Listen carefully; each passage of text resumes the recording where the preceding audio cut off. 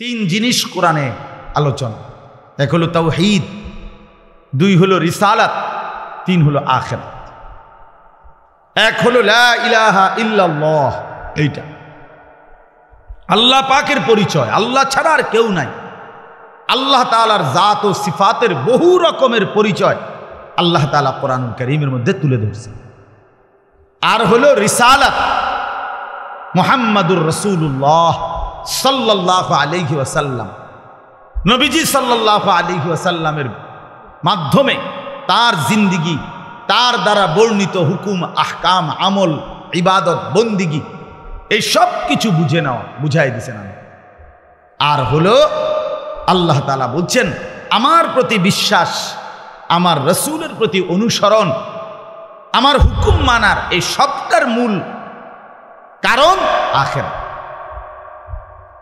আখিরাত যদি শুধুই দুনিয়া হইতো তো তুমি মানো বা না মানো, খাইয়া কইরা, পেশাব পায়খানা কইরা, তা খাইয়া দাইয়া মইরা চিত্তিয়া শেষ, খালাস।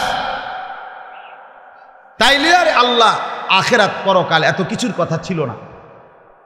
কিন্তু আল্লাহ তাআলা বলেন কসম বান্দা এ কথা বিশ্বাস করো যে আমি রব্বুল আলামিনের কাছে ফিরতে হবে।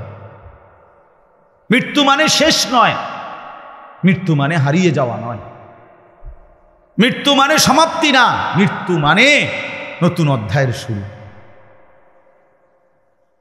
এজন্য আমরা মৃত্যুকে কিতাবের ভাষায় ইন্তেকাল বলে।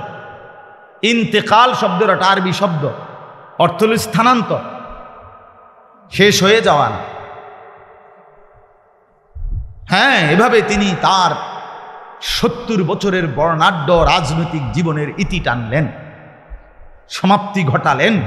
বাবা, বক্তব্য মাইরা দিল আর কি। 70 বছরের বর্ণাঢ্য জিন্দেগি, অসংখ্য অনিয়ম, দুর্নীতি, ছিটারি, বাটপারি, ওজনে কম দেওয়া, হাজারো রকমের জুলুম, এই সব কিছু করে উনি মৃত্যুবরণ করলেন। সমাপ্তি, শেষ, আর কিছু নাই, এরপরে আর কিছু না। উনি খাইয়া পইরা উত্তালাইছে, শেষ। এ তো বেঈমানের কথা। এ কার কথা? ইন হিয়া ইল্লা হায়াতুনা দুনিয়া নামুতু ওয়া নাহইয়া ওয়া মা ইউহলিকুনা ইল্লা দাহর। আল্লাহ বলে সমস্ত কাফেরের কথা হলো জীবন কেবল দুনিয়াটাই, এখানেই কেউ মরে কেউ বাঁচে, এটাই জিন্দেগি। এখানে কেউ বাইচা থাকলো, কেউ মরে গেল, যা হইল ভালো মন্দ, লাভ লোকসান, হাসি আনন্দ ফুর্তি, এটা শুধুই দুনিয়া, শুধুই দুনিয়া।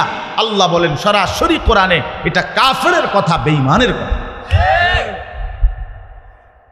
বেঈমানের কথা।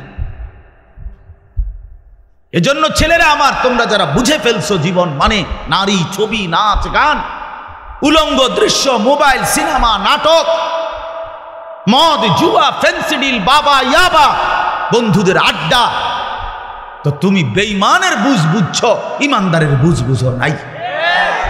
তুমি মুসলমানের ঘরে জন্ম নিয়ে তুমি প্রকৃত বুঝ পাও নাই। তুমি বঞ্চিত, তুমি মাহরুম, তুমি দুর্ভাগা, তুমি বদনসিব, তুমি মন্দ কপাল। কুল্লু মাউলুদিন ইউলাদু আলাল ফিতরা, প্রত্যেকটি মানব সন্তান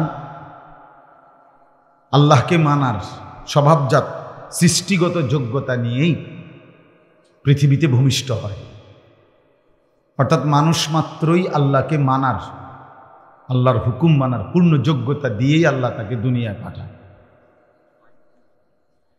ফাআকিম ওয়াজহাকা লিদ-দীন হানিফা ফিতরাতাল্লাহিল্লাতী ফাতারান নাসা আলাইহা, এটা কোরআনের আয়াত।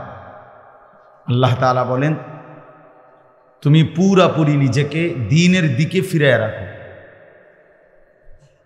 আল্লাহ তাআলা প্রত্যেকটি মানুষকে ফিতরাত অর্থাৎ দ্বীন মানার স্বভাবজাত যোগ্যতা দিয়েই আল্লাহ তাআলা তৈরি করেছেন, সৃষ্টি করেছেন। আমরা রুকু করতে পারবো বলেই, সেজদা করতে পারবো বলেই শরীরটাকে এভাবে সাজিয়েছে। গরু একদম সোজা হইতে পারে না, গাছ আবার উপর হইতে পারে না। আল্লাহ তাআলার এক এক সৃষ্টি এক এক অবস্থায় থাকে। তা আমরা দাঁড়াইতেও পারি, উপর হইতে পারি, বসতে পারি, শুইতে পারি। মূল উদ্দেশ্য হলো ইবাদতের জন্য, অর্থাৎ নামাজ পড়তে দাঁড়াইতেও হয়, রুকুর জন্য উপর হইতে হয়, আর তাহিয়াতুর জন্য বসতে হয়, সেজদার জন্য শুইতে হয়, কপাল নামাইতে হয় জমিনের সাথে। তো যেটা করতে হয় ওইটার যোগ্যতাও আল্লাহ তাআলা শরীরের মধ্যে দিয়েছে।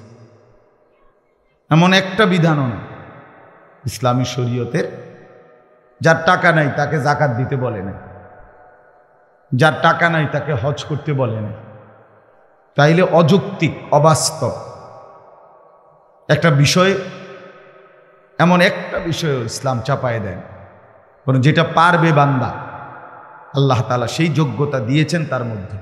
ওই রকমই সমস্ত বিধান কোরআন এবং সুন্নাহর কোনো হুকুম আহকাম বান্দার জন্য অসম্ভব, অযৌক্তিক এমন নাই। এটা যদি কেউ মনে করে বলে সে বেঈমান, সে কাফের। সে যদি বলে যে এই জামানায় হুজুর সুদের লেনদেন ছাড়া বাঁচা সম্ভব না, তো মনে রাখতে হবে আপনি কাফের, আপনি বেঈমান, বেঈমান। এখনকার জামানার পোলাফাইন এরম হইছে, এখনকার জামানার হেই হইছে, মানে গুনাহের সমস্ত কিছুকে পরাজিত সৈনিকের মতো, অক্ষম, অপদার্থ, দুর্বল মানুষের মতো, কমজোরের মতো মাইনা নিছে, মাইনা নিছে। কিছু করার না। ছেলেটা নামাজ পড়ে না, না হুজুর আমার কিছু করার না।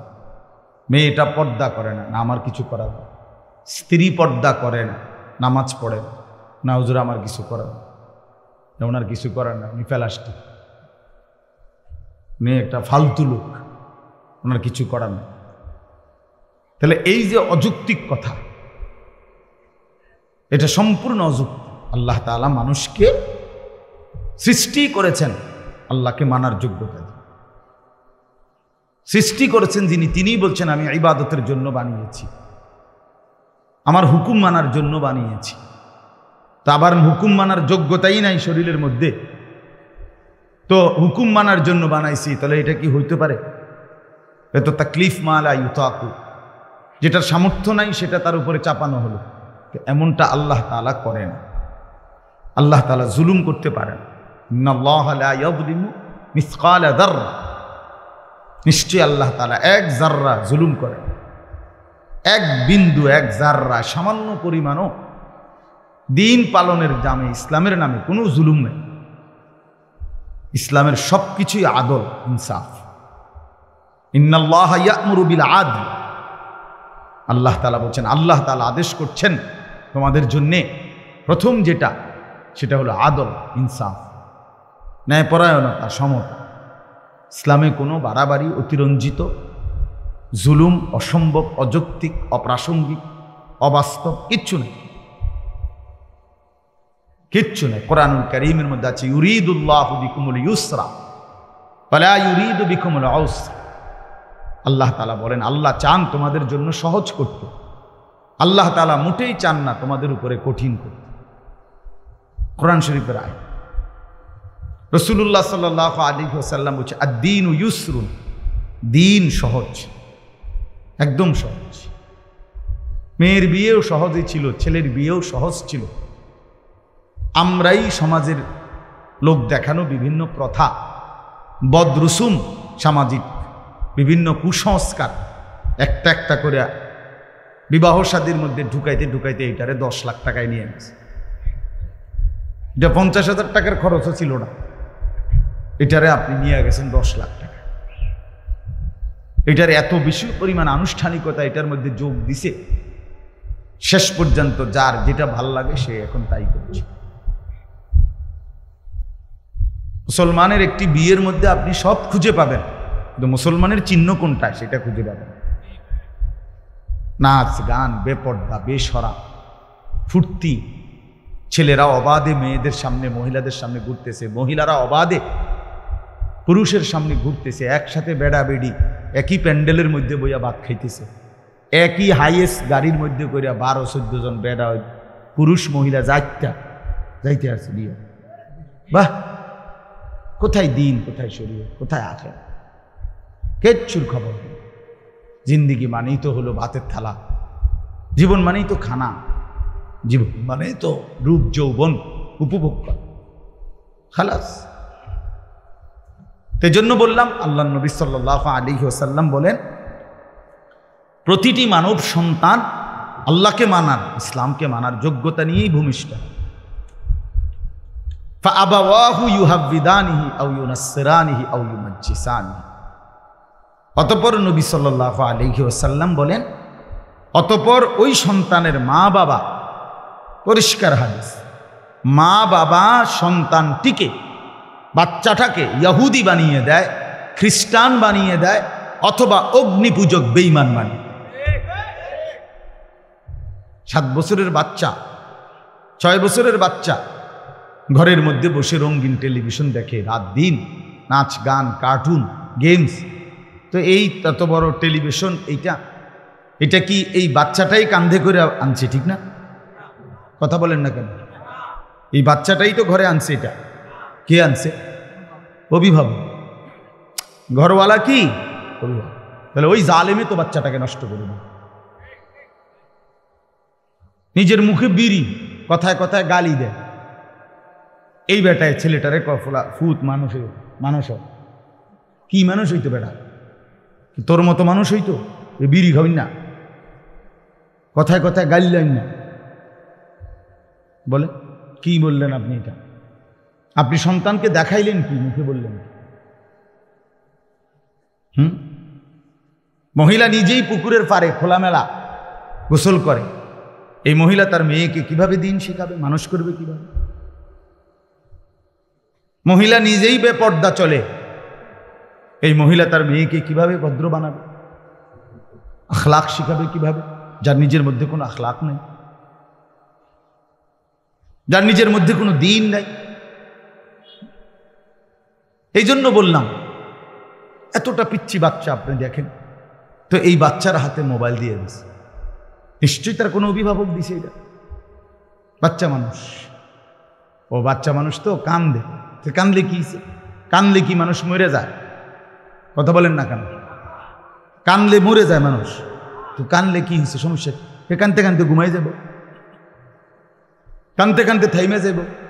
কতক্ষণ কান্দবে? 18 ঘন্টা, 24 ঘন্টা কাঁদবে সে, তার শরীরে বল পড়ে যাবে না? কতক্ষণ কাঁদবে? আহা, আস্তে আস্তে ঠিক হয়ে যাবে।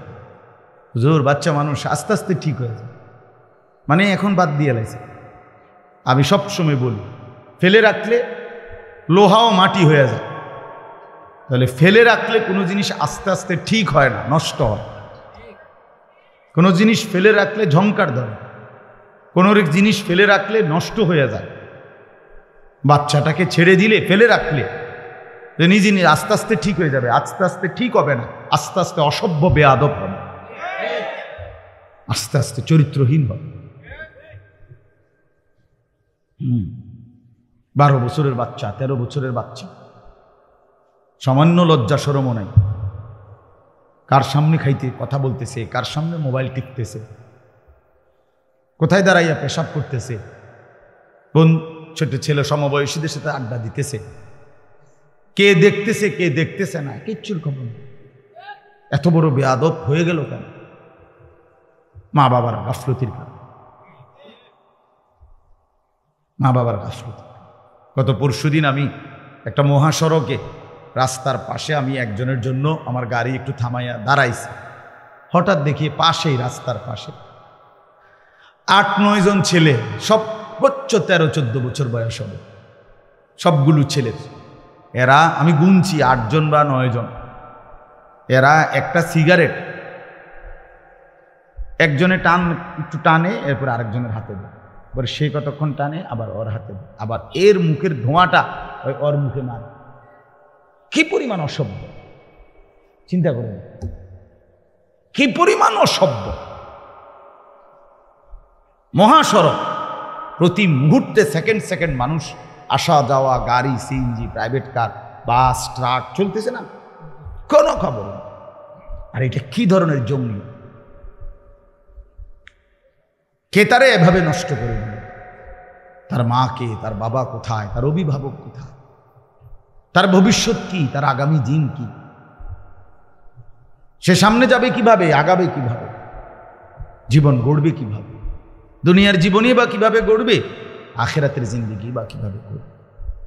এত ফালতু মানুষ, এত গাফেল মানুষ, এ তো দুনিয়ার জীবনেও ব্যর্থ হয়, অকর্মণ্য, অপদার্থ, গাফেল, এ তো দুনিয়াতেও সফল হয় না, আখিরাতেও তো হবেই না। কোরআন শরীফে আছে, ছেলেরাও শুনো ভাই, কোরআনুল কারীমের মধ্যে আছে, সব উলামায়ে কেরাম এখানে বসে, কোরআনুল কারীমের মধ্যে আছে, ওয়ালাকাদ যারানা লি জাহান্নামা কাসীরাম মিনাল জিন্নি ওয়াল ইনস, আমি জাহান্নামকে পূর্ণ করব অনেক বিপুল পরিমাণ মানুষ এবং জিন দিয়ে।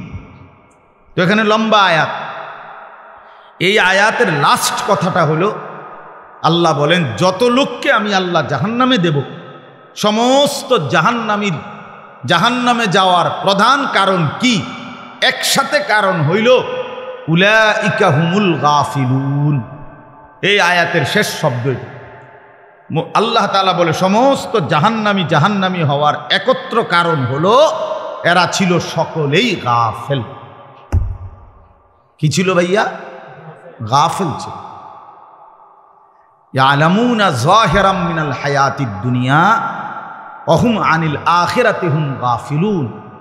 আল্লাহ বলেন, এরা দুনিয়ার জীবন খুব ভালো বুঝেছিল, কিন্তু আখিরাতের ব্যাপারে ছিল গাফেল। ইকতারাবা লিন-নাসি হিসাবুহুম ওয়া হুম ফি গাফলাতিন মুরিদুন। আল্লাহ বলে, মানুষের হিসাবের সময় একদম কাছাকাছি, অথচ তবুও সে আমি আল্লাহর থেকে বিমুখ হয়ে গাফেল হয়ে আছে,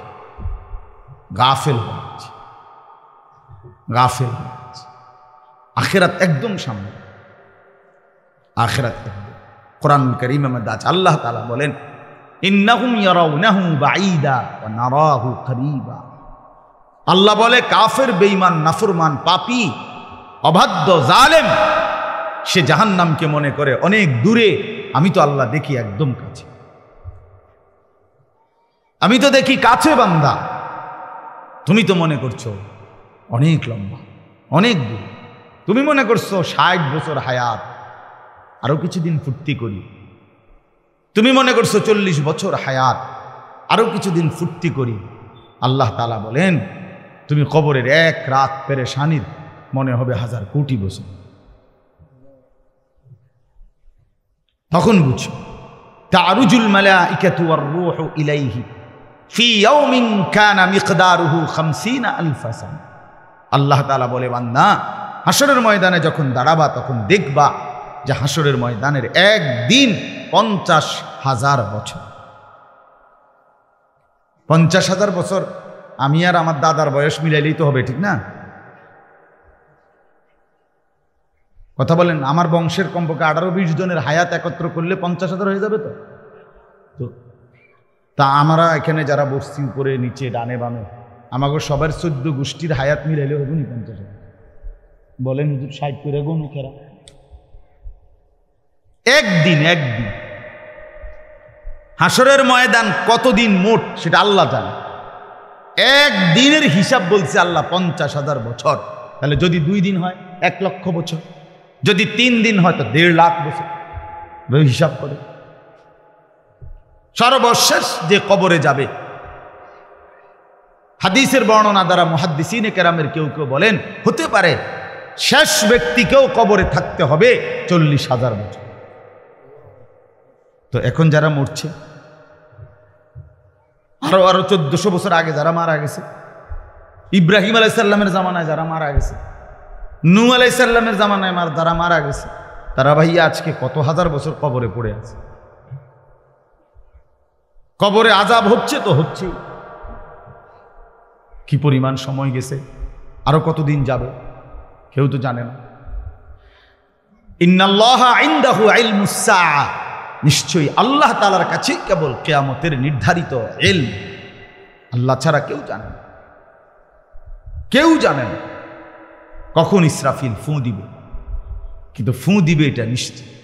ইজা ওয়াকাতিল ওয়াকিয়া, লাইসা লিওয়াকাতিহা কাযিবা।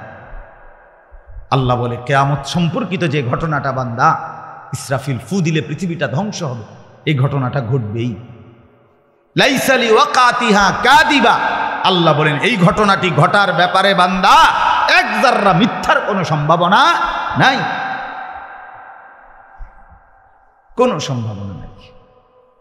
বন্ধু আমার, বাবারাও, নওজোয়ানরাও, আমিও, আপনারাও সবাই মিলে এটা বোঝা উচিত। আমাদের জীবনের সবচেয়ে বড় জিন্দেগি সৌন্দর্যের, জীবনটা সুন্দর হওয়া, উত্তম হওয়া, জীবনটা কাজে লাগা, এক্ষেত্রে একটা জিনিস গুরুত্বপূর্ণ। কোরআনুল কারীমের 3টি গুরুত্বপূর্ণ আলোচ্য বিষয়, পুরো কোরআনের আলোচ্য বিষয়, এর মধ্যে একটা হলো আখিরাত। 3 জিনিস কোরআনে আলোচনা, এক হলো তাওহীদ, 2 হলো রিসালাত, 3 হলো আখিরাত। এক হলো লা ইলাহা ইল্লাল্লাহ, এইটা আল্লাহ পাকের পরিচয়, আল্লাহ ছাড়া আর কেউ নাই। আল্লাহ তাআলার জাত ও সিফাতের বহু রকমের পরিচয় আল্লাহ তাআলা কোরআনুল কারীমের মধ্যে তুলে ধরছেন।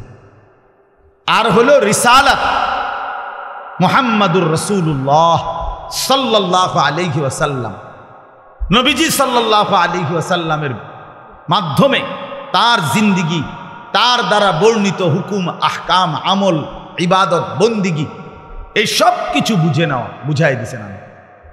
আর হলো আল্লাহ তাআলা বলছেন আমার প্রতি বিশ্বাস, আমার রসুলের প্রতি অনুসরণ, আমার হুকুম মানার, এই সবটার মূল কারণ আখিরাত। আখিরাত যদি শুধুই দুনিয়া হইতো তো তুমি মানো বা না মানো, খাইয়া পইরা, পেশাব পায়খানা কইরা, তা খাইয়া দাইয়া মইরা চিত্তিয়া শেষ, খালাস। তাইলে আর আল্লাহ আখিরাত পরকাল এত কিছুর কথা ছিল না। কিন্তু আল্লাহ তাআলা বলেন কসম বান্দা, এই কথা বিশ্বাস করো যে আমি রব্বুল আলামিনের কাছে ফিরতে হবে। মৃত্যু মানে শেষ নয়, মৃত্যু মানে হারিয়ে যাওয়া নয়, মৃত্যু মানে সমাপ্তি না, মৃত্যু মানে নতুন অধ্যায়ের শুরু। এজন্য আমরা মৃত্যুকে কিতাবের ভাষায় ইন্তেকাল বলে। ইন্তেকাল শব্দের একটা আরবি শব্দ, অর্থ হল স্থানান্তর, শেষ হয়ে যাওয়া না। হ্যাঁ, এভাবে তিনি তার 70 বছরের বর্ণাঢ্য রাজনৈতিক জীবনের ইতি টানলেন, সমাপ্তি ঘটালেন। বাবা, বক্তব্য মারিয়া দিল আর কি। 70 বছরের বর্ণাঢ্য জিন্দেগি, অসংখ্য অনিয়ম, দুর্নীতি, ছিটারি, বাটপারি, ওজনে কম দেওয়া, হাজারো রকমের জুলুম, এই সব কিছু করে উনি মৃত্যুবরণ করলেন। সমাপ্তি, শেষ, আর কিছু নাই, এরপরে আর কিছু নেই।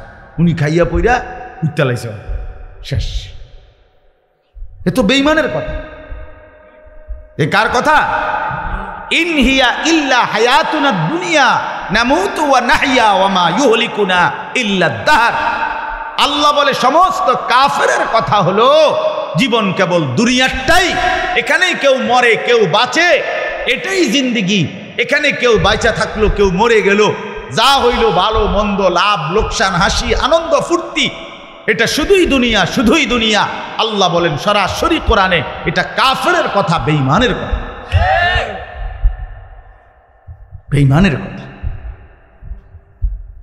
এজন্য ছেলেরা আমার, তোমরা যারা বুঝে ফেলছো জীবন মানে নারী, ছবি, নাচ, গান, উলঙ্গ দৃশ্য, মোবাইল, সিনেমা, নাটক, মদ, জুয়া, ফেন্সিডিল, বাবা, ইয়াবা, বন্ধুদের আড্ডা, তো তুমি বেঈমানের বুঝ বুঝছো, ইমানদারের বুঝ বুঝো নাই। তুমি মুসলমানের ঘরে জন্ম নিয়ে তুমি প্রকৃত বুঝ পাও নাই,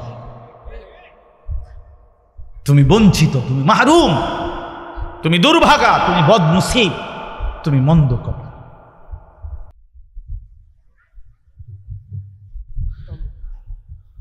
এজন্য ভাই আমার, আজকে বয়স্ক যারা আছেন আপনাদের কাছেও বলি, মিয়া জিন্দেগির হিসাব শুধুমাত্র দুনিয়া দিয়া মিলায়, আমি আখিরাত দিয়া মিলায়।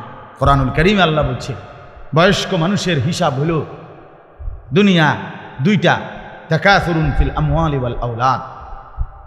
বয়স্করা হিসাব মিলায় দুনিয়ার বিষয়ে দুইটা জিনিস, এক হলো টাকা পয়সা হলো কদ্দুর, জিভুতের অবস্থান কদ্দুর। টাকা পয়সা আল্লাহ রহমতে গড় করছি, রাস্তার লগে দিয়া জাগা কিনছি, আবার ওই দিক দিয়েও কদ্দুর জাগা লইছি, শহরেও আর একটু লইবার লেগে চেষ্টা করতেছি। এই মোটামুটি ছেলে আল্লাহর রহমতে আপনার দোয়ায় হুজুর, ঢাকা থাকে 2 জন, বিদেশ থাকে 3 জন, হ্যাঁ, বাড়িতে সংসার করে 1 জন, এই 6 জন। মেয়ে ছিল 3টা, সবগুলো ভালো জামাই চাইয়া বিয়ে দিছি। কি ভালো জামাই? আল্লাহর রহমতে জামাইয়ের নিজস্ব বিল্ডিং, হ্যাঁ, চাকরি আছে, কামাই আছে, ঘরে টেলিভিশন আছে, ফ্যান আছে, মেয়ে নিজেই টেলিভিশন চায়, খাইয়া পইরা আল্লাহর রহমতে আপনাকে দোয়ায় ভালো আছে। খালাস, আপনি কেমন আছেন স্যার? আল্লাহর রহমতে এই যে হুজুর দেখেন, সুযোগ মতে বন খাই, বিড়ি খাই, বুট খাই, পেঁয়াজু খাই, ফান খাই, গপ মারি, আল্লাহর রহমতে সুখে আছি দেখেই তো এইভাবে সুখে না থাকলে কি আর এবার বন খাই লুড়ি, সুখে থাকে তো বড় ভূতে কিলাইছে। এই জন্যই তো নিয়ে চা দোকানে বসে বসে কি দেখে? টেলিভিশন দেখে, আক কইরা কইরা, আর 60 বছরেও বিড়ি খায়, সিগারেট খায়। কেন? উনি বুঝছে ভালো মন্দ, লাভ লোকসান, পাওয়া না পাওয়া, প্রাপ্তি অপ্রাপ্তি, এ তো দুনিয়া, শুরু দুনিয়া। আখিরাত কি আবার? পরকাল কি? আল্লাহ আমাদেরকে মাফ করে দেন। ভাইয়া আমার বুঝতে শিখেন, বাবা আমার বুঝতে শিখেন। কোরআনুল কারীমের মধ্যে আল্লাহ তাআলা প্রথম সূরা বাকারার মধ্যে মুমিনের সিফাত বলছে, ওয়াবিল আখিরাতি হুম ইউকিনুন। মুমিনের একটি গুরুত্বপূর্ণ বৈশিষ্ট্য হলো সে আখিরাতের ব্যাপারে ইয়াকিন রাখে। শুধু ভাষা ভাষা না, শুনছি হুজুররা কয় তো আখিরাত বলে হইব বলে, এরকম একটা কথা শুনছি কয়েকবার, বিচার আচার হইব শুনছি, কয় তো হেরা, এত মানুষে কয়, এটা নিয়ে বিশ্বাস না। এ কথা ইয়াকিন রাখতে হবে, ইয়াকিন। এ কথা কি রাখতে হবে? ইয়াকিন রাখতে। রাসূলুল্লাহ সাল্লাল্লাহু আলাইহি সাল্লাম বলেন, আমার উম্মত আমি আখিরাত যেভাবে আমি দেখছি, আমি যেভাবে বুঝছি আখিরাত, খোদার কসম তোমরা যদি আমার মতো বুঝতা তো তোমরা আর কোনোদিন হাসতে না, তোমাদের চোখ দিয়ে 24 ঘন্টা পানি ঝরত। তোমরা তোমাদের স্ত্রীদের সাথে স্বামী স্ত্রী মিলিত হতে পারতে না, তোমরা তোমাদের বিছানার মধ্যে নিশ্চিন্তে কোনোদিন ঘুমাইতে পারতে না। কবর, আখিরাত, পরকাল তোমাদেরকে কলিজা ছিঁড়া ফেলতো। তোমাদের হাসি, আনন্দ, দুনিয়ার স্বাভাবিক জিন্দেগি সব বন্ধ করে দিত, স্তব্ধ করে দিত। আমি মুহাম্মদ যেভাবে জানি, আমি যা দেখছি। লাউ তা'লামুনা মা আ'লামু লা দাহিকতুম কালিলা ওয়া লা বাকাইতুম কাসীরা ওয়া মা তালাজ্জাজতুম বিন নিসা।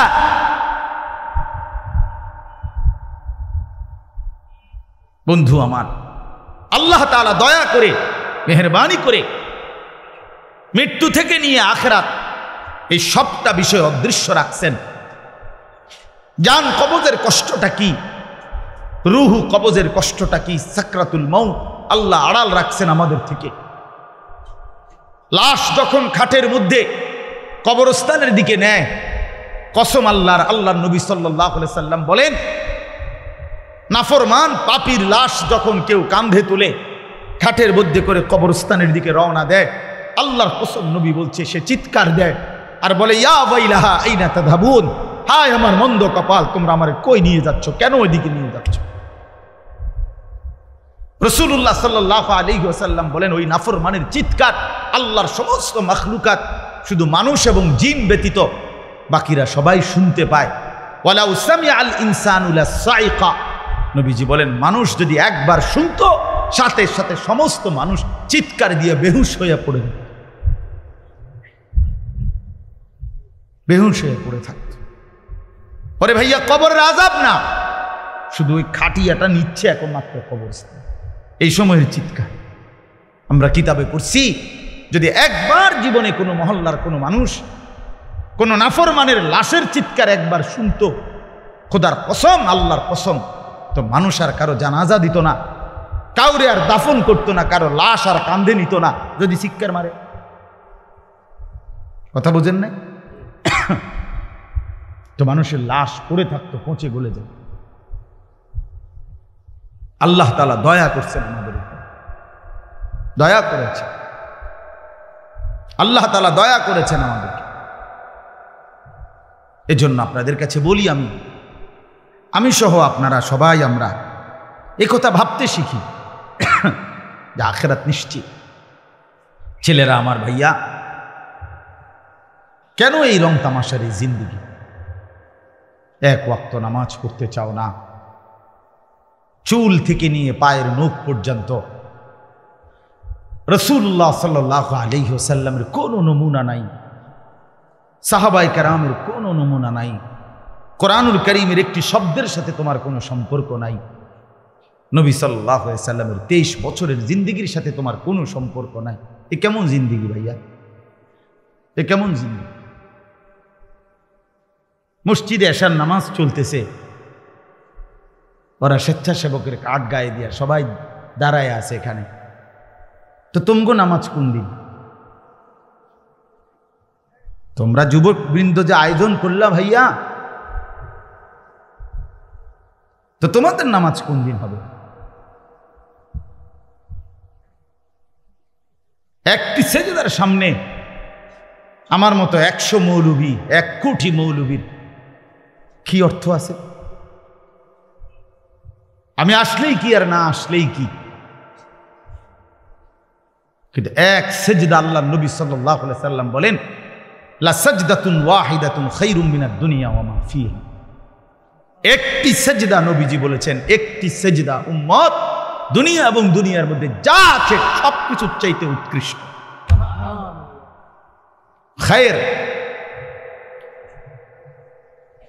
সেই সেজদাটা যার ছুটে গেছে সে কি পরিমাণ বদনসিব।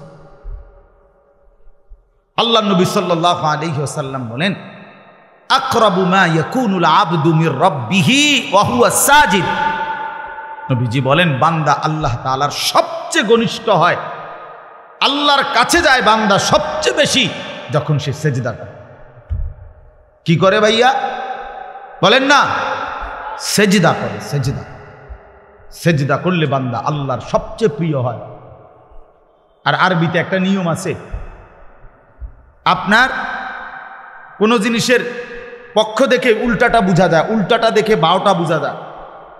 তো অরাফুল আশিয়া বিল আবদাদ, তো এটার উল্টা যেটা, তো এটাও তো বোঝাই যায় যে আল্লাহ তাআলার সবচেয়ে ঘনিষ্ঠ হয় সেজদার দ্বারা, তো আল্লাহ তাআলার সবচেয়ে দূরে হয় সেজদা না করার দ্বারা। বান্দা আল্লাহ তাআলার কাছে সবচেয়ে ঘৃণিত হয় যখন সে সেজদা করে। এই জন্য একটি সেজদা, একটি মাত্র সেজদা যার দ্বারা 1 রাকাত হয় না, 1 রাকাত নামাজ হওয়ার জন্য 2টা সেজদা লাগে। একটি সেজদা না করার কারণে কিতাবের কোনো বর্ণনা আছে, ইমাম কুরতুবী বলছেন 80,000 বছর ইবলিস আল্লাহর বন্দেগী করছে, তা 80,000 বছর ইবাদতের পরে গিয়েও একদিন একবার আল্লাহ তাআলার একটা হুকুম সেজদা, একটা সেজদা করে নাই। তো আল্লাহ তাআলা অনন্তকালের জন্য তাকে মরদুদ, মালউন, শয়তান, ইবলিস, তারে রাজিম, অভিশপ্ত বানায় দিছে, অভিশপ্ত বানায় দিছে। আরে অপদার্থ সন্তান, এই নওজোয়ান, তুই কতগুলো সেজদা দেস নাই নাফরমান, তুই কত বড় শয়তান, কত বড় শয়তান বেটা, তুই ছোটখাটো শয়তান বেটা, তো ওই শয়তানের থেকে বড় শয়তান বেটা। ওই শয়তান তো একটা সেজদা করে নাই।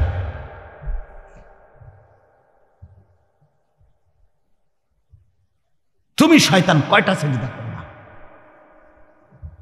কতদিন হয় ফজরের নামাজ পড়ো না? কতদিন হয় বলো? এখন ছেলেরা দাঁড়ায় দাঁড়ায় বলো, ফজরের জামাত কয়টায়? কতদিন হয় মসজিদে ফজরের নামাজের জামাত পড়ছে? হ্যাঁ, রাসূলুল্লাহ সাল্লাল্লাহু আলাইহি ওয়াসাল্লামের স্পষ্ট হাদিস, ফজরের নামাজ মুমিনের নামাজ। ফজর যে পড়ে না, নবীজির স্পষ্ট সিদ্ধান্ত সেটা মুনাফিক। মুনাফিক যে ফজর পড়ে। রাসূল বলছে যে ফজর পড়েন এটা খবিস, খবিসান নফস, খবিস। নবীজি বলছে যে ফজর পড়ে না এটা কাসলান, অলস, অপদার্থ। নবীজি বলছে যে ফজর পড়ে না তার দুই কানে শয়তান মুত্তা দেয়। বালাশ শাইতান ফি উদুনাইহি, আল্লাহ রাসূল বলছেন সাল্লাল্লাহু আলাইহি ওয়াসাল্লাম যে ফজরের নামাজ পড়ে না তার দুই কানে শয়তান কি করে দেয়? প্রস্রাব করে, পেশাব করে। খবিস, এটা খবিস, নিকৃষ্ট খবিস।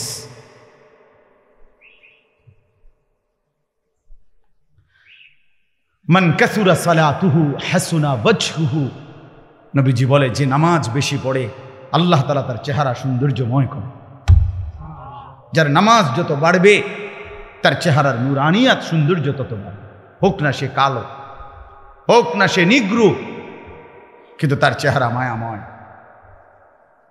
বেলাল তো ছিল কালো, আল্লাহ তাআলার কাছে দামি। আবু লাহাব তো ছিল শুধু সুন্দর না, সুন্দরের আব্বা, সুন্দরের আব্বা। আবু লাহাব শব্দের অর্থ হইল সুন্দরের বাপ। আবু লাহাব একবারে টকটকিয়া সুন্দর ছিল, বেশি সুন্দর আছিল আবু লাহাব। আবু লাহাবের নাম আবু লাহাব না, আব্দুল উজ্জা, ওইটা ছিল তার মূল নাম। আর আবু লাহাব তার উপাধি, মানে এত বেশি সুন্দর ছিল, টকটকে সুন্দর। অথচ সে আল্লাহ তাআলার কাছে কি পরিমাণ ঘৃণিত! কি ভাই, বেলাল কি পরিমাণ প্রিয়, কি পরিমাণ প্রিয়! কোরআন শরীফে আছে সূরা নিসার মধ্যে 69 নম্বর আয়াত, এক হাবশি সাহাবী, এই কালো নিগ্রু সাহাবী, আফ্রিকান হাবশি সাহাবী, একদিন নবীজিকে, এক সাহাবী আল্লাহ নবী সাল্লাল্লাহু আলাইহি সাল্লামকে একদিন বলছি, ইয়া রাসূলুল্লাহ আমার একটা প্রশ্ন ছিল, কথা ছিল। আল্লাহ নবী সাল্লাল্লাহু আলাইহি সাল্লাম বলেন, বলো। বলছে, ইয়া রাসূলুল্লাহ আপনি অনেক সুন্দর, আমি একদম কালো, আপনার সৌন্দর্যের সাথে আমার চেহারা সুরতের তো কোনো তুলনাই নাই। আপনি অনেক গুণের অধিকারী, আমার কোনো গুণে নাই, আপনার সাথে আমার কোনো তুলনাই নাই। কিন্তু আমার একটা সান্ত্বনা তো আছে দুনিয়াতে, যে আমি যখনই আমার মনটা চায়, আমি শত কালো হই, শত দুর্বল হই, সামান্য মানুষ হই, তা আমি আপনারে দৌড়াই আইসা দেখি, আর আপনারে দেখলে আমার দিল শান্ত হয়ে যায়। এখন আমার প্রশ্ন হইল, হাসরের ময়দানে তো আপনি আল্লাহ তাআলার উচ্চ জান্নাত, সর্বোচ্চ জান্নাতে চলে যাবেন, কারণ আপনি তো সর্বশ্রেষ্ঠ। আপনারে তো আল্লাহ জান্নাত দিবে, সর্বোচ্চ জান্নাত। আর আমারে দিবে কিনা তার কোনো নিশ্চয়তা নাই। যদি দেয়ও তো দিব, যে কোনো একটা জান্নাতেই তো দিব, আমারে দিল। দয়া করে যদি আল্লাহ দেয়, তখন সেইটা তো আর আপনি যেখানে থাকবেন ওইখানে না। তাহলে এখন আমার প্রশ্ন হলো, ইয়া রাসূলুল্লাহ এখন তো আমি শত দুর্বল হওয়ার পরেও কোনো দিক থেকে আপনার সাথে আমার তুলনা নাই, তারপরেও আমি দৌড়াইয়া আইসা আপনারে দেখতে পাই। এখন জান্নাতে যাওয়ার পরে আপনি থাকবেন কত উঁচা জান্নাতে, সেখানে তো আমি আপনাকে দেখব না, আমি থাকবো আমার জান্নাতে। ইয়া রাসূলুল্লাহ আল্লাহর কসম নবী, এই জান্নাতে গিয়েও যদি আমি আপনাকে না দেখি, তো ওই জান্নাতে থাকাটাও তো আমার জন্য কষ্টকর হয়ে যাবে। আমি কি তাইলে আপনাকে দেখব না তখন? তখন আল্লাহ তাআলা কোরআনুল কারীমের আয়াত নাজিল করে আল্লাহ তাআলা বলেন, বন্ধু ওরে বলেন ব্যবস্থা আছে, আপনার সাথেই থাকবে। ওয়ামান ইউতি'আল্লাহা ওয়ার রাসূল ফাউলাইকা মা'আল্লাযীনা আন'আমা আল্লাহু আলাইহিম মিনান নাবিয়্যিনা ওয়াস-সিদ্দীকিন ওয়াশ-শুহাদা'i ওয়াস-সালিহিন ওয়া হাসুনা উলাইকা রফিকা। রব্বুল আলামিন বলেন, বন্ধু আপনি বলে দেন যে বা যারা আল্লাহর আনুগত্য করবে, আপনি রাসূলের অনুসরণ করবে, আমি আল্লাহ ওয়াদা দিলাম ওই ব্যক্তি বা গ্রুপকে, ওই সম্প্রদায়কে, ওই মানুষগুলোকে সরাসরি আপনারা সমস্ত নবীদের সাথেই থাকতে দেব। ফাউলাইকা মা'আল্লাযীনা আন'আমা আল্লাহু আলাইহিম মিনান নাবিয়িন, সমস্ত নবীদের সাথে থাকতে দেব। 2 নম্বরে নবীদের পরে যারা শ্রেষ্ঠ উম্মত তারা হলো সিদ্দিক, তাদের সাথে থাকতে দেব। 3 নম্বরে এরপরে সর্বশ্রেষ্ঠ যারা শহীদগণ তাদের সাথে থাকতে দেব। 4 নম্বরে যারা আমার সালেহীন, আমার সমস্ত হুকুম মাননেওয়ালা নেক বান্দা তাদের সাথেই থাকতে দেব। ওয়া হাসুনা উলাইকা রফিকা, আল্লাহ বলেন তখনই দেখবে সে কি উত্তম, কি চমৎকার বন্ধু পেল। প্রিয় ভাই আমার, বাবা আমার, পর্দার আড়ালের মা বোন আমার, এটা বোঝা উচিত। আজকে নওজোয়ান তোমরা বুঝতেছ না, কোনোটাই বুঝতেছ। কি এক নেশা আর কি এক মোহ, কিসের উপরে জিন্দেগি শেষ করে দিচ্ছ। না মায়ের সাথে কোনো বাঁধন আছে, না বাবার সাথে কোনো বন্ধন আছে, না ওলামায়ে কেরামের সাথে কোনো বাঁধন আছে, না ইমাম সাহেবের সাথে কোনো সম্পর্ক আছে, না আল্লাহর সাথে, না রাসূলের সাথে, না কোরআনের সাথে, না ইসলামের সাথে। কিরে ভাইয়া, মুসলমানের ঘরে জন্ম নিয়া এক মুসলমান পবিত্র মায়ের 2টা বছর দুধ খাইয়া মুসলমানের অঞ্চলে মহল্লায় থাইকা এভাবে আল্লাহরে ভুলে গেলা কেন? আর এটা কি? তুমি কি আফ্রিকার জঙ্গলে থাকো যে নামাজ চেনো না? তুমি কি হিমালয় পর্বতের চূড়ায় বড় হইছিলা যে তুমি এক ওয়াক্ত নামাজ দেখো নাই? চারিদিকে এত মসজিদ, চারিদিকে এত মাদ্রাসা, চারিদিকে উলামায়ে কেরাম, এরপরও এক ওয়াক্ত নামাজও যারা পড়ো না। আরে জানোয়ার, তুই এত বড় জানোয়ার হইলি কেমনে? এত বড় হাইওয়ান কেমনে হইলি? তুই কোন মার দুধ খাইলি? মুসলমানের বাচ্চা কেমনে এত বড় জানোয়ার? মুসলমানের বাচ্চা এত বড় গাদ্দার কেমনে হয়? মুসলমানের ঘরে জন্ম নিয়ে এত বড় গাদ্দার হয় কেমনে নিয়া? এটা কি ধরনের বাচ্চা? ওই এভাবে আল্লাহরে ভুলে গেল কেন? ওই এভাবে আখিরাত ভুলে গেল কেন? আহা ভাইয়া আমার, আখিরাত তো অনেকগুলো ঘাটি। 1 নম্বরে হচ্ছে জান কবজ হওয়া, মৃত্যু, এরপরে কবর, এরপরে হাসরের মাঠ, এরপরে মিজান, এরপরে ফুলসিরাত, এরপরে জান্নাত জাহান্নাম, এবং এক একটা হাজার হাজার বছরের লম্বা ঘাটি। বন্ধু আমার, শুধুমাত্র কসম আল্লাহর, কোন ব্যক্তি যদি বেঈমান, কাফের, মুশরিক, নাফরমান, পাপী জিন্দেগি নিয়া মৃত্যু পর্যন্ত পৌঁছে, খোদার কসম শুধু মৃত্যুর যন্ত্রণা, শুধু জান কবজের যন্ত্রণা, আল্লাহর কসম এটুকুই সহ্য করার ক্ষমতা তার থাকবে না। এই জান কবজের যন্ত্রণার সামনে তার 60 বছরের দুনিয়া যা ভোগ করছিল, মজা করছিল, 1 সেকেন্ডে ভুলে যাবে। ইমানদার, আমি শুধু এই কথাটাই এখন শুনাইতে চাই। এই তর্জমাটা বললে আমার কথা শেষ। এটাই আমার বক্তব্য। ভাইয়া, কবরে লম্বা সময় থাইকা কি কষ্ট পাইবা? বেনামাজি সন্তান, হারাম উপার্জনকারী বাবারা, বেপর্দা মা বোন, সেটা তো লম্বা বিষয়। হাসরের মাঠ কি পরিমাণ লম্বা, মিজানের পাল্লার সময়টা কি পরিমাণ কঠিন হবে, আমল নামাটা যখন বাম হাতে দেয়া হবে তখন কি পরিমাণ চিৎকার করবে। ফুলসিরাত পার হতে 30,000 বছরের রাস্তা, এই অন্ধকারাচ্ছন্ন রাস্তা কিভাবে পার হবে সে তো পরে লম্বা বিষয়। শুধু জান কবজের সময় মৃত্যুর, যেটাকে বলে রুহু কবজ হওয়া, মৃত্যুবরণ করা, এই কষ্টটাও তো সহ্য হইবে না। এই কষ্টটা তো সহ্য হবে। কোরআনুল কারীমের মধ্যে 4 জায়গায় আল্লাহ তাআলা মোট মৃত্যুর যন্ত্রণার কথা বলছেন। 1 নম্বর, ওয়াজাআত সাকরাতুল মাউতি বিল হক যালিকা মা কুনতা মিনহু তাহিদ। রব্বুল আলামিন বলেন, বান্দা শুনে নাও, সত্য সত্যই মৃত্যুর যন্ত্রণা আসবে। সাকরাতুল মাউত বলে এটাকে। মৃত্যুর যন্ত্রণা মানে এই জান কবজের সময়, রুহু কবজের সময়ের যন্ত্রণা, মৃত্যুর সময়ের যন্ত্রণা। কোরআনুল কারীমের মধ্যে আল্লাহ বলেন, ওয়ালাউ তারা ইদিয যালিমুনা ফি গামারাতিল মাউত। আল্লাহ বলেন, শোনো বান্দা, আল্লাহর নবীকে বলেন, বন্ধু আপনি যদি একটা নজর দেখতেন জালেমের মৃত্যু যন্ত্রণা কতটা ভয়ানক হবে। ইদিয যালিমুনা ফি গামারাতিল মাউত ওয়াল মালাইকাতু বাসিতু আইদিহিম।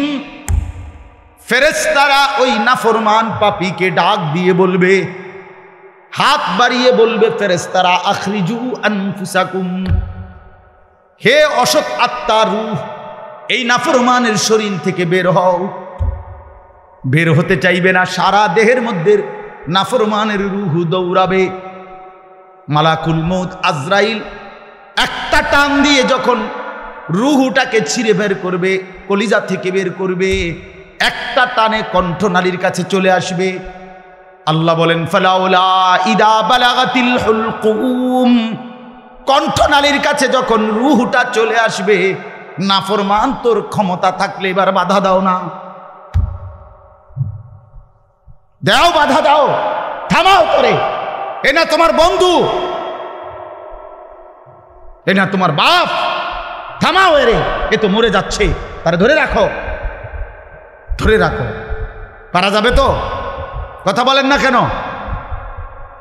আল ইয়াউমা তুজজাউনা আযাবাল হুন, আল্লাহর ফেরেশতারা জান কবজের মুহূর্তে, খোদার কসম আল্লাহ বলছে, জান কবজের সময় বলবে, মনে রাখিস না ফরমান, আজকে তোরে কবরে নিয়া চূড়ান্ত তোরে আযাব শাস্তি ভোগ করাবো, তুই বুঝবি পীড়া কারে কবে। মাস্তানি, মাতবরি, সুদের টাকা, ঘুষের টাকা, বাটপারি, চিটারি, অহংকার, দম্ভ, আয় আয় না ফরমান, তোরে এখন দেখাবো। আল ইয়াউমা তুজজাউন, আজকে দেখাবো আযাবাল হুন, লাঞ্ছনা কর আযাব। আও কবরের প্রথম ঘন্টা, কবরের প্রথম ঘন্টাতেই তুমি বুঝবা আখিরাত কত কঠিন।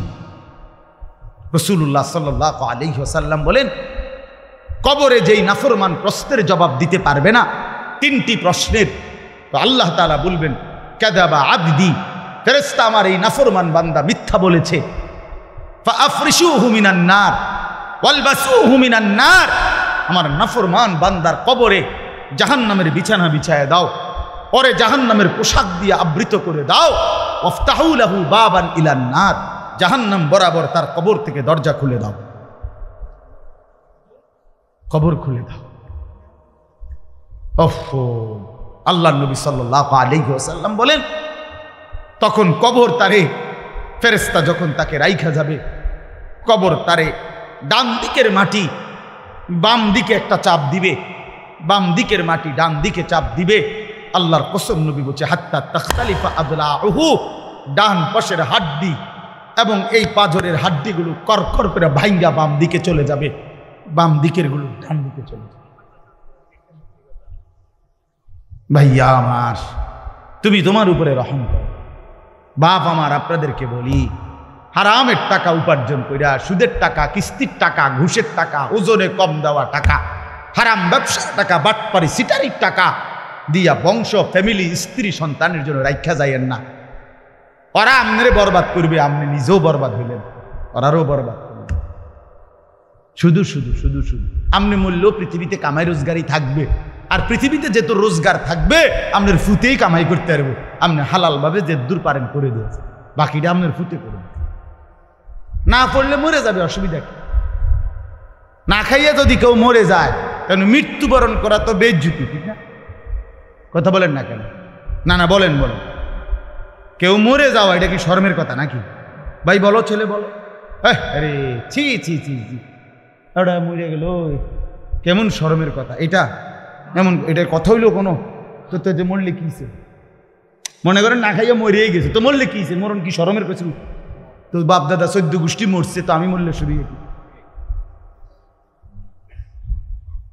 আহা,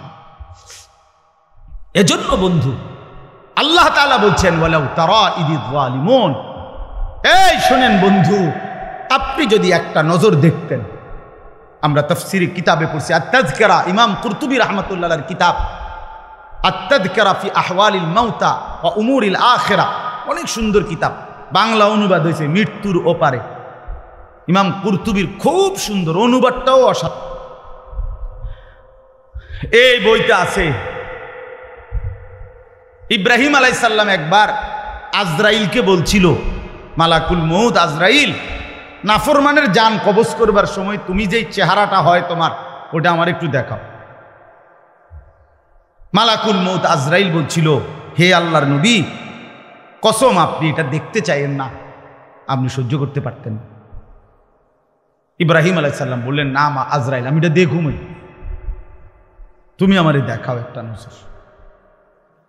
মালাকুল মউত আজরাইল কোন পাপী ব্যক্তির জান কবজের সময় যেই বিভৎস কুৎসিত আকৃতি ধারণ করে, আল্লাহর কসম ওই আকৃতি যখন ধারণ করছেন ইব্রাহিমের সামনে, ইব্রাহিম নবী সাল্লাল্লাহু আলাইহি সাল্লাম একটা চিৎকার মাইরা বেহুশ হয়ে গেছে। লম্বা সময় পরে যখন হুঁশ আসছে, তো আমি নিজে পড়ছি কিতাবে, আরবি কিতাবে, ইব্রাহিম আলাইহিস সালাম আল্লাহকে বলছে, আল্লাহ আপনার জাতের কসম মাওলা, কোন নাফরমান পাপী তার কবরের আযাব, আখিরাতের আযাব, জাহান্নামের আযাব কিছুই লাগবে না, শুধু মালাকুল মউত আজরাইলের এই বিভৎস দৃশ্য যদি সে একবার দেখে, তো তার ৬০ বছরের নাফরমানির শাস্তির জন্য এটাই যথেষ্ট।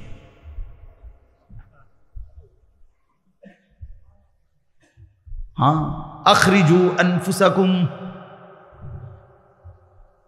এখানেও আল্লাহ তাআলা এই কথাটা বলছে, ফালাউলা কাল্লা ইদা বালাগাতিত তারাকিয়া।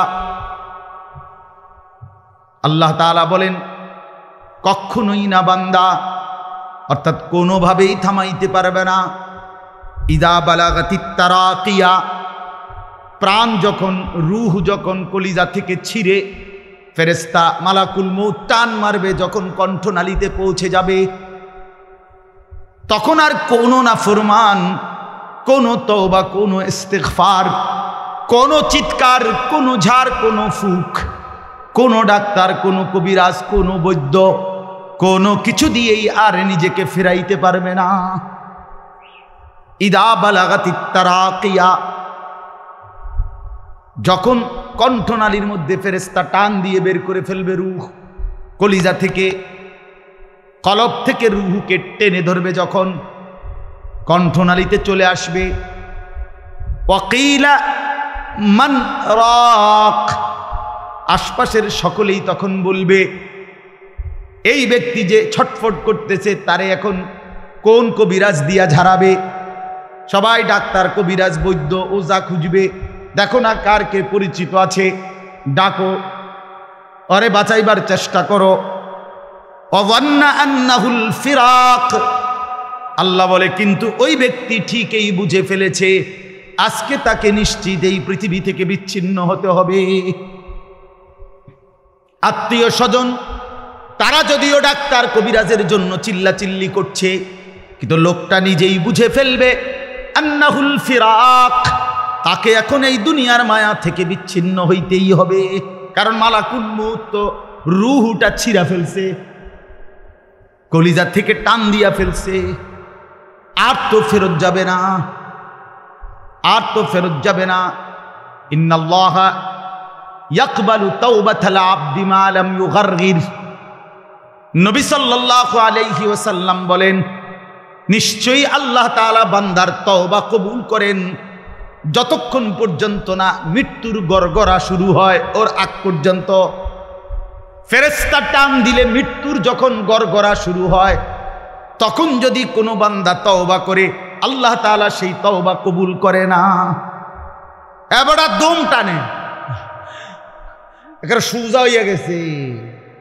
এই সময় হুজুর আনছে 200 টাকা দিয়া, হুজুর আব্বারে গুদুর বেহেশত বুঝ কইরা দেন, তওবা ফরাইয়া দেন, তওবা।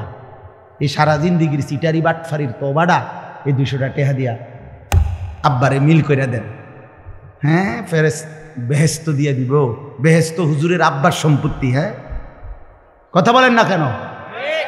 বেহেশত হুজুরের বাপের সম্পত্তি। এটা তো এটা কি ধরনের তওবা, কিসের তওবা এটা? এই ব্যাটার তো কোনো এহসাসে নাই। আরে বোঝেন নাই আমার কথা। তার তো কোনো অনুভূতিই নাই, হে তো লড়েও না, বুঝেও না, হে তো জানে না কিসের করছে, কি করতেছে। আল্লাহ তাআলা বলছে ওয়াল্লাযীনা ইযা ফাআলু ফাহিশাতান আও যালামু আনফুসাহুম যাকারুল্লাহ ফাস্তাগফারু লিযুনুবিহিম। আল্লাহ বলছে আমার বান্দা যত বড় নাফরমানি করুক, করতে করতে যদি বড় থেকে বড় জুলুমও করে, কিন্তু তৎক্ষণাৎ যদি আমি আল্লাহকে স্মরণ করে আর আমার কাছে দুই হাত তুলে মাফ চায়, পিছনের গুনাহ যদি ছেড়ে দেয় আর করবে না যদি ওয়াদা দেয়, খোদার কসম কোরআনে আছে, আল্লাহ বলেন বান্দা আমি পুরাপুরি 100% মাগফিরাত দিয়ে দেব, পুরা মাফ। উলাইকা জাযাউহুম মাগফিরাতুম মির রাব্বিহিম। যখন তোমার বুঝ ছিল তখনই তুমি তওবা করছিলা, ঠিক আছে, কিন্তু যখন মৃত্যুর যন্ত্রণা শুরু হয়ে যায় তখন আর তওবা কবুল হয় না। ওয়ালাইসাতিত তাওবাতু লিল্লাযীনা ইয়ামালুনাস সাইয়্যাত হাত্তা ইযা জাআ আহাদাহুমুল মাউতু ক্বালা ইন্নী তুবতুল আন। এই যে কোরআন শরীফের আয়াত, আল্লাহ বলেন ওই ব্যক্তির তওবা নয়, পুরা জিন্দেগি নাফরমানি করেছিল, অতঃপর যখন মৃত্যুর সময় আসলো, আজরাইল উপস্থিত হলো, এখন বলতেছে আমি আল্লাহ এখন তওবা করলাম। আল্লাহ বলে না বান্দা, এমন তওবা হবে না। তাইলে তওবা করবেন কখন? এখন। কখন বাবা? এখন আজ দিমাগ আছে যখন, আকল আছে যখন, বুঝ আছে যখন। আল্লাহ আমাদেরকে বুঝার তৌফিক দান করেন। ওয়ালতাফাতিস সাকু বিসাক। আল্লাহ বলেন নাফরমান তখন ভয়ে আর আতঙ্কে মালাকুল মউত তাকে টেনে বের করছে। আজরাইল এসে সামনে দাঁড়ানোর সাথে সাথে নাফরমান এই পরিমাণ ভয় পেয়ে গেছে। ওয়ালতাফাতিস সাকু বিসাক, দুইটা পায়ের গোসা, মানে পায়ের গোসা বোঝেন না, গোড়ালি নিচের অংশ আর কি, জুতা পরি আমরা যেটা, এই গোসা আল্লাহ বলেন এক গোসার সাথে আরেক গোসা, মানে দুই পাও এইভাবে মিল্লা গেছে। এটা যে একটু নড়াবে, একটু একটার উপর একটা উঠাবে অথবা কদ্দুর সরাবে, ভয়ে আতঙ্কে আল্লাহ বলেন নাফরমান এটাও ভুলে যাও। পাওটা নাড়াবার ক্ষমতাও হবে না। ইলা রাব্বিকা ইয়াউমা ইদিনিল মাসাক। আল্লাহ তাআলা বলেন এই অবস্থাতেই আমি আল্লাহর কাছে ফিরতে হবে, ফিরতে হবে। মৃত্যুর ভীষণ বড় যন্ত্রণা হবে। অর্থাৎ এখানে ফেরেশতা প্রথম তো টান দিবে, ফুলের মতো ছিঁড়া ফেলবে। ফুল যেভাবে গাছ থেকে ছিঁড়ে ফেলে, কলিজা থেকে রুহ তো ছিঁড়ে ফেলবে, কণ্ঠনালীর কাছে আটকায়া যাবে। তখন সে বারবার চেষ্টা করবে নিজের রুহ ফেরত নিতে, কিন্তু ফেরত নিতে পারবে না। আল্লাহ তাআলা বলেন মৃত্যুর মারাত্মক সাকরাতুল মউত তখন শুরু হবে, ভীষণ যন্ত্রণায় শরীর পাওটাও নাড়াইতে পারবে না। এই অবস্থাতেই, এই জোরাজুরি টানাটানি অবস্থার মধ্যেই তাকে আল্লাহর কাছে ফিরতে হবে। এবার আল্লাহ শেষ কথা বলে, এবার শুনো বান্দা, এই নাফরমানের মৃত্যু যন্ত্রণা এতটা ভয়ানক কেন হলো এই লোকটার? আল্লাহ তাআলা বলেন ফালা, ওই ভাই ছেলেরা শোনো, ভাই আবার শোনো, যা এই ধমকাইছি, খোদার কসম দুশ্মনী নিয়ে ধমকাই নাই, তোমার সাথে কোনো বিদ্বেষ নিয়ে ধমকাই নাই, কলিজা ভরা এটুকু ফিকির নিয়েই বলি যে এক ছেলে বদলে যাক, একটা নওজোয়ান বদলে যাক, সারা দিনের চিৎকার চেঁচামেচির দ্বারা, এই দিবানিশির এই বলার দ্বারা যদি একটি বাচ্চাও, একটা ছেলেও, একটা কিশোর, একটা যুবক, একটা তরুণ, একটি মুসলমানের মা মেয়ে যদি বদলায়, হতে পারে ওই একজনের উসিলায় আল্লাহ আমাদেরকে মাফ করে দেবে। এই আশায় ভাইয়া, এই আশায় যুবক ভাইয়া, তোমরা ইসলামের দিকে ফেরা দরকার, তোমরা আল্লাহর দিকে ফেরা দরকার। চারিদিকে সারা পৃথিবী জুড়ে সমস্ত ষড়যন্ত্র ইসলামের বিরুদ্ধে, মুসলমানের বিরুদ্ধে। তোমরা দেখছো ভাইয়া, গাজার মধ্যে মুসলমানের রক্তে ভাসতেছে, ফিলিস্তিনে মুসলমানের রক্তে ভাসছে, আজ আবার লেবাননে মুসলমানের রক্তে জমিন ভেসে গেছে। এত রক্ত প্রতিদিন মুসলমানের ঝরছে, এরপরও কেমনে নামাজ না পইরা থাকো, এরপরও কেমনে দুশ্মনের মতো চলাফেরা করো, কার মতো চুল সাজাইলা, কার মতো জামা পরলা, কার মতো নিজেকে পরিচয় দিলা, যে এই বেঈমানদের সাথে তোমার চুল, জামা, শরীর, প্যান্ট, কথাবার্তা মিলাইছো।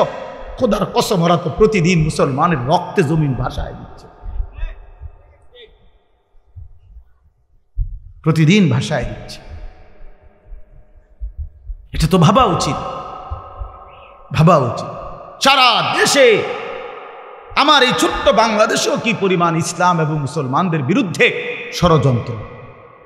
আমি গত আগস্ট মাসে উত্তরবঙ্গ ছিলাম, 40 দিন দাওয়াত তাবলীগের সফরে, আল্লাহর রাস্তায় মেহনতে 40 দিন এক চিল্লা সফরে ছিলাম। জুলাই মাসের 31 তারিখ থেকে সেপ্টেম্বরের 9 তারিখ পর্যন্ত।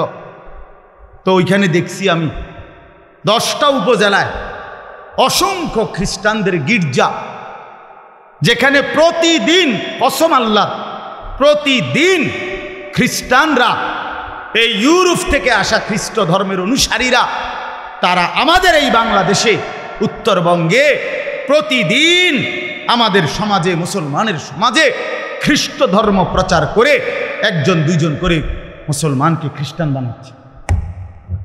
আমি নিজ চোখে দেখছি, কমপক্ষে 50টা গির্জা দেখছি একটি জেলার মধ্যে।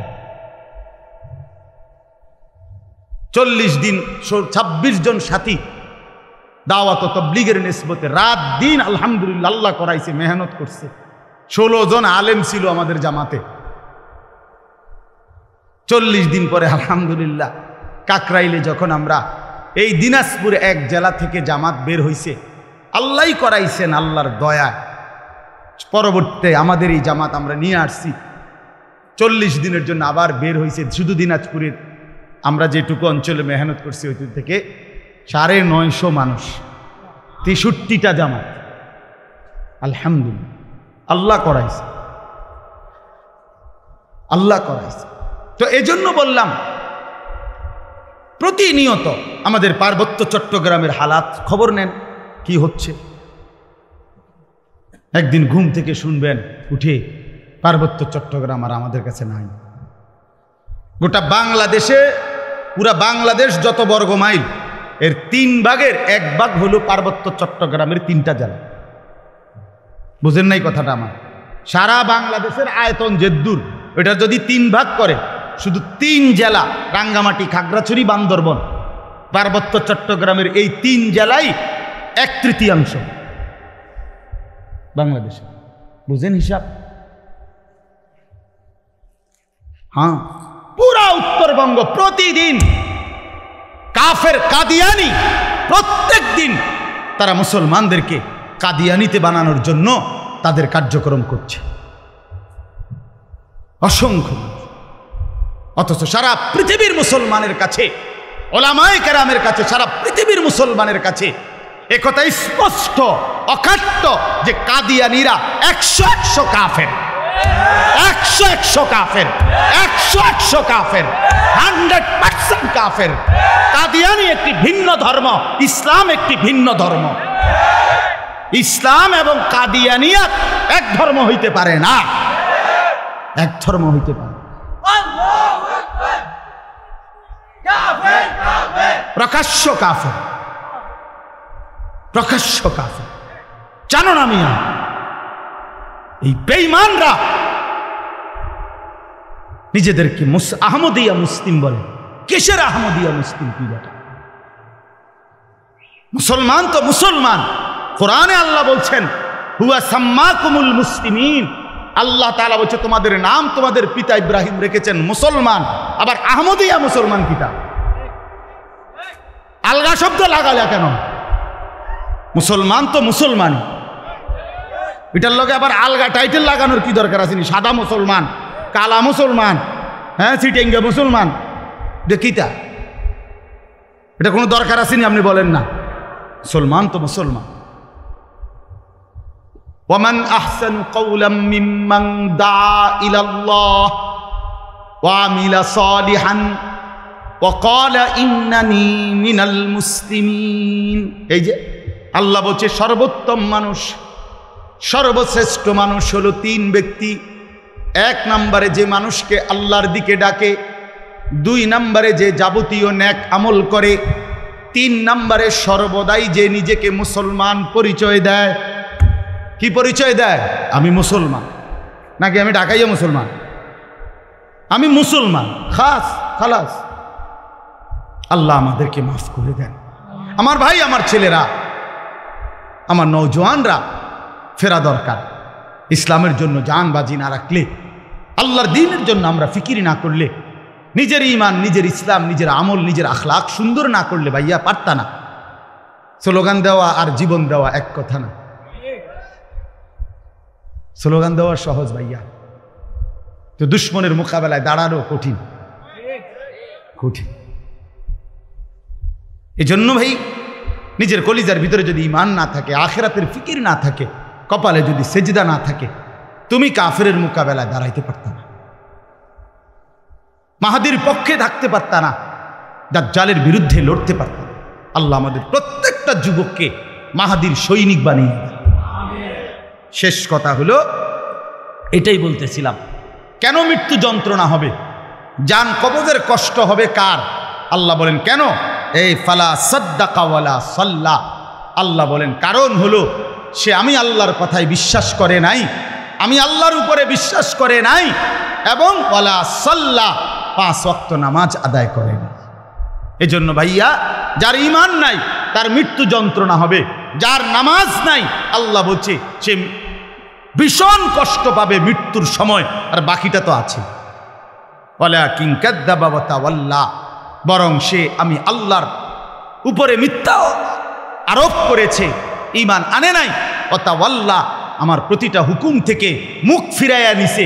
আল্লাহ বলেন সুম্মা যাহাবা ইলা আহলিহি ইয়াতামাত্তা, আমার নাফরমানি করছে, আমার বিরুদ্ধাচরণ করছে, আমার হুকুমের উল্টা করছে, অথচ এর পরেও স্ত্রী সন্তান পরিবারের মাঝে গর্ব কইরা, অহংকার কইরা, আনন্দ ফুর্তিতে জিন্দিগি কাটাইছে। সিটারি, বাটপারি, অন্যায়, দুর্নীতি, অনিয়ম, নামাজ নাই, বন্দিগি নাই, হালাল হারামের পার্থক্য নাই, এরপরেও ঘর সংসার বউ বাচ্চার মধ্যে এভাবে চলছে, মনে হয় যেন কোনো টেনশনই নাই। আল্লাহ বলেন এই অহংকারী, এই গাদ্দারির কারণে মালাকুল মউত আজরাইল যখন রুহু কবজ করবে, তখন কলিজা থেকে রুহুটা ছিঁড়া ভিড়া এরপরে কবজ করবে। আল্লাহ আমাদেরকে মাফ করে দেন।